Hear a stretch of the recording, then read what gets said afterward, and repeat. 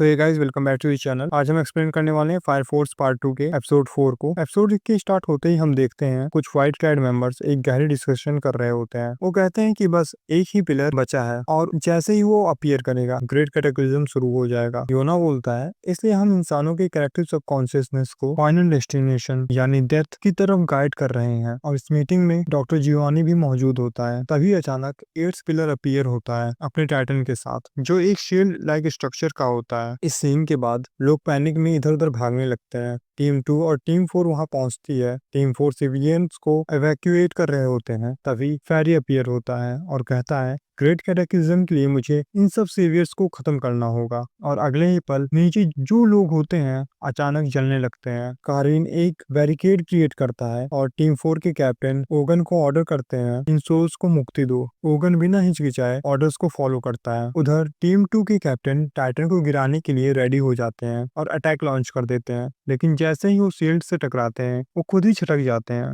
सब लोग शॉक हो जाते हैं क्योंकि ये अटैक बस मजाक जैसा दिखता है, पर ये एक बहुत ही पावरफुल अटैक है। और ये बात कुरॉन हाजिमा को बताता है, लेकिन हाजिमा कोल्ड टोन में कहता है तुम्हें पैसे इसलिए मिलते हैं, जाओ और काम करो। कोरोन निकल पड़ता है। तभी लाइट का एक बड़ा पिलर अपीयर होता है। रिपोर्टर कैमरामैन को कहता है कि जूम करो और उस लाइट के बीच से अपीयर होता है रैफलेस। सिविलियंस चिल्लाने लगते हैं हमारा सेवियर आ गया, क्योंकि रैफलेस टोक्यो एम्पायर का क्रिएटर है, इसलिए लोग उसे भगवान की तरह मानते हैं। रैफलेस एक शब्द बोलता है लाटोम और पूरा स्काई चेंज हो जाता है। आसमान स्टार से भर जाते हैं। लोगों की इमेजिनेशन का इफेक्ट काफी बढ़ जाता है। फिर रेफरेंस दोबारा बोलता है लाटोम और तब डिस्ट्रक्शन शुरू हो जाता है। लोग रोते चिल्लाते कहते हैं राफेल समा हमें माफ कर दो, ये डिवाइन पनिशमेंट है। लाइव रिपोर्टिंग के दौरान एक एंकर स्पॉन्टेनियस कंबशन का शिकार हो जाता है। कैमरामैन भागते हुए आसमान में एक चमकती हुई रे देखता है और कहता है हमारा सुपर हीरो। एंड हाँ, ये हमारा सुपर हीरो ही है, शिनरा।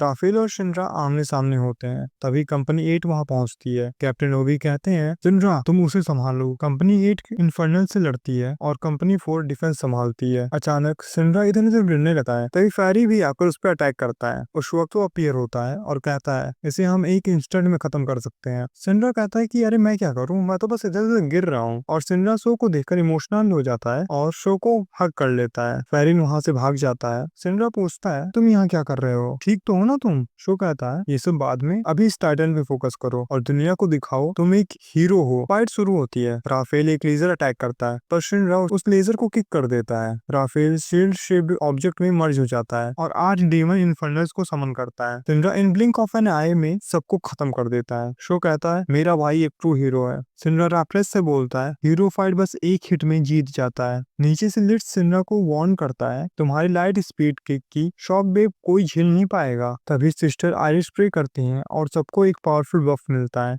शो कहता है ये अडोला बस्ट की लाइट है और शिनरा को बताता है कि अब उसे शॉक वेव की फिक्र नहीं करनी है। नीचे सब लोग शिनरा को चीयर कर रहे होते हैं और शिनरा अपनी लाइट स्पीड किक से राफेल को हरा देता है। जैसे ही फाइट खत्म होती है सिविलियंस पागल हो जाते हैं और शिनरा को डेविल बोलना शुरू कर देते हैं। और तभी अचानक से शिनरा विदाउट एनी ट्रेस गायब हो जाता है। एंड एपिसोड यहाँ पे खत्म होता है। कमेंट सेक्शन में बताओ ये एक्सप्लेनेशन तुम लोग को कैसा लगा। अगर पसंद आया हो तो लाइक करना, शेयर करना। Thanks for watching.